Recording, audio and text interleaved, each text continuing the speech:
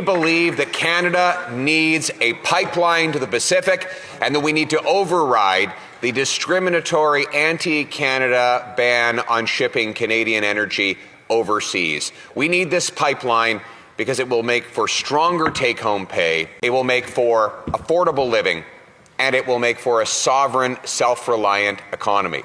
Let's talk for a moment about the incredible benefits that such a pipeline would bring.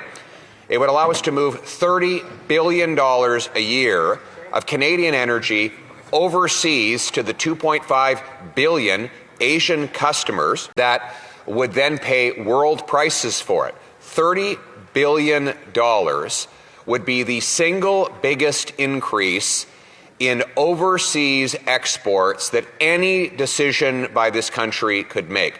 To put this into perspective, recently I pointed out that the Prime Minister, after running on the promise that we were in an existential crisis and needed to do the unimaginable at speeds not seen in generations, had not succeeded in removing a single foreign tariff on Canadian exports despite countless months of world travel. He snapped back that there's been a trade deal with Indonesia. Well, forget the fact that it was the previous Prime Minister that negotiated that, something the current one has a bad habit of doing, is taking credit for things he did not do.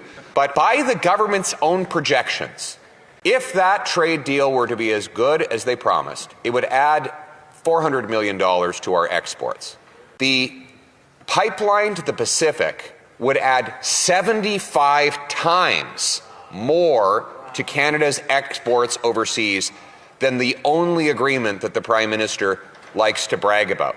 So there is literally not a single trade deal you could sign, not a single government project you could fund that would come anywhere close to opening up the $30 billion of overseas non-U.S. exports that this single project would enable.